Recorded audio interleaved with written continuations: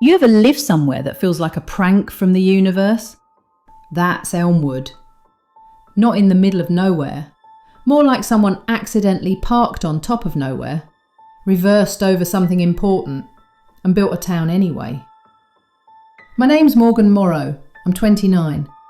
I flunked out of police academy because, allegedly, handcuffing yourself to the exam table while yelling, "You'll never catch me alive, coppers," counts as concerning behaviour. So now I work part-time as a courier for Elmwood Express. We deliver everything except babies and explosives. Unless you tick the wrong box. Which happens more often than you'd think. The other half of my day is usually spent writing a list of all the things I need to do to become a real police officer. Then forgetting where I put the list and eating pizza instead. My therapist called that an unhealthy cycle. So I've unofficially promoted myself to town investigator, until I find that list anyway. I've got no badge, no jurisdiction, and no real skills, apart from the ability to down 6 cans of Monster and fall into a conspiracy rabbit hole like it's a religious experience. But my special interest is in justice, and someone's got to keep an eye on things. Especially since the police chief spends most of his time talking to an enchanted, very badly taxidermied ferret with a little hat and no people skills. His name's Julian, the ferret, not the police chief. All right, did I mention the town's not normal? Elmwood's weird.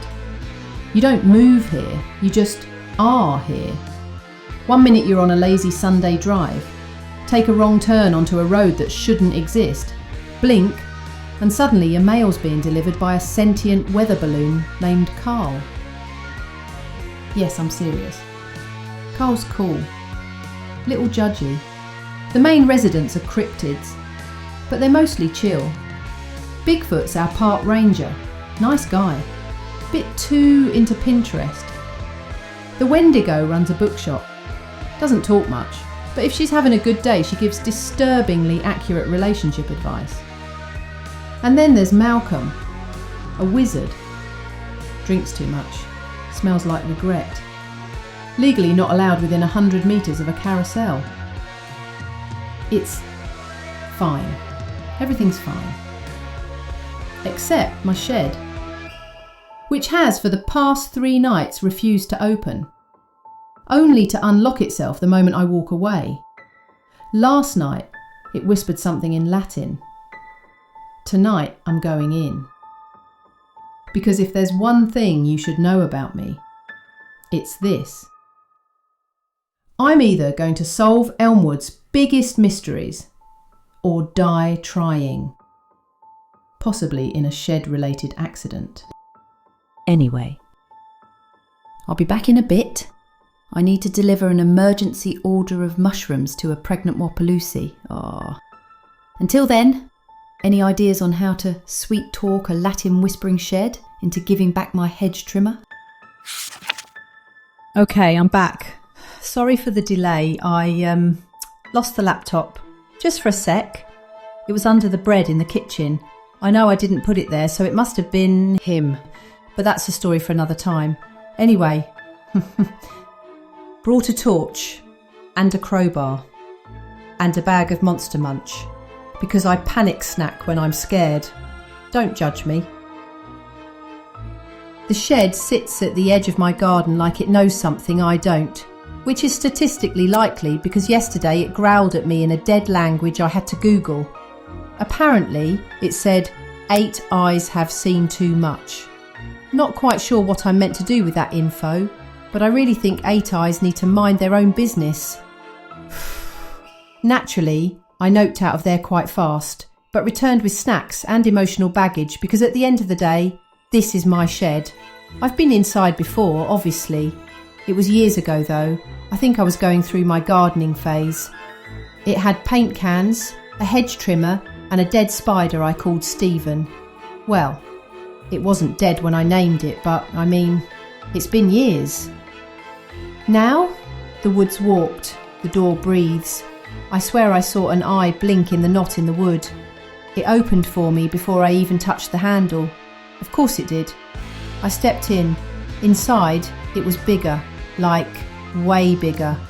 Physics gave up about 6 feet in. The floor was carpeted in a thick layer of dust-coated webs. There was a coat rack made entirely of chicken bones, and a framed picture of my Year 5 class photo, with all the other kids scratched out. Cool, cool, cool, I whispered to myself as my torch flickered like it had something dramatic to say. And then came the voice. Deep, gravelly, British. Sounded like if Alan Rickman had a sinus infection. State your purpose. Now, if I were a normal person, I'd have screamed, maybe cried, called my mum, but I'm Morgan. I adjusted my hoodie, held up my torch like a weapon and said, "I live here, who the hell are you?" Silence, then a sigh. "Morgan?" "No, I'm Morgan," I shot back. And then it stepped forward. 8 spindly legs barely supported a massive segmented body the colour of an old bruise. Its mandibles dripped a thick viscous liquid that sizzled slightly as it hit the floor. Its 8 eyes shone in the dim light like shattered glass marbles, spinning and twitching in their sockets.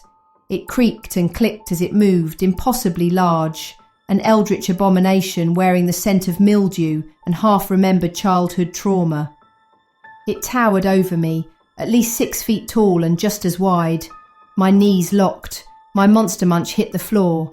"Shit," I croaked out, strangled with fear, not sure if it was for the lost crisps or that thing. My torch blinked once, dramatically, and gave up, plunging me into darkness. "Shit," I said again. This time it was definitely because I was in trouble. I braced for death. Then, in the dim glow of the moonlight, it smiled.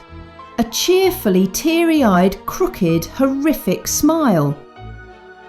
"It's me," it chirped. "Stephen!" Shit. Stephen? The spider thing, Stephen, wiggled what I can only assume was a smile. "Missed you," he chirped.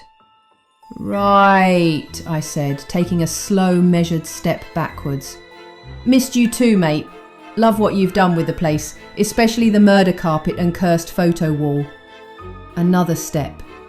Stephen shifted his weight, each leg creaking like a haunted rocking chair. "You should stay," he said. "Catch up, have snacks."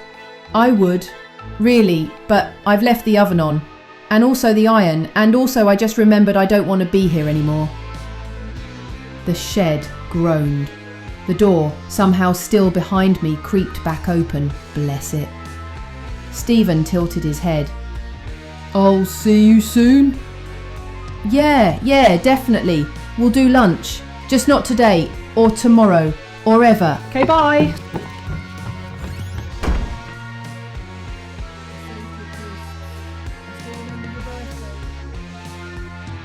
So, yeah, that's where we are. The shed's not gaslighting me, it's just haunted by a 6-foot spider who remembers my birthday and wants to hang out. Cool, totally normal. Love that for me. That's what you get for naming a spider and assuming he wouldn't grow up into an emotionally complex cryptid. There's so much more to tell you all. But right now, I really need a bath. And a sleep. And possibly more Monster Munch. I'm meeting Tyrell in the morning to deliver a box labelled "Do not water after midnight." Because apparently, I've become the local eldritch Amazon. Maybe I'll tell you how that goes, assuming it doesn't hatch first.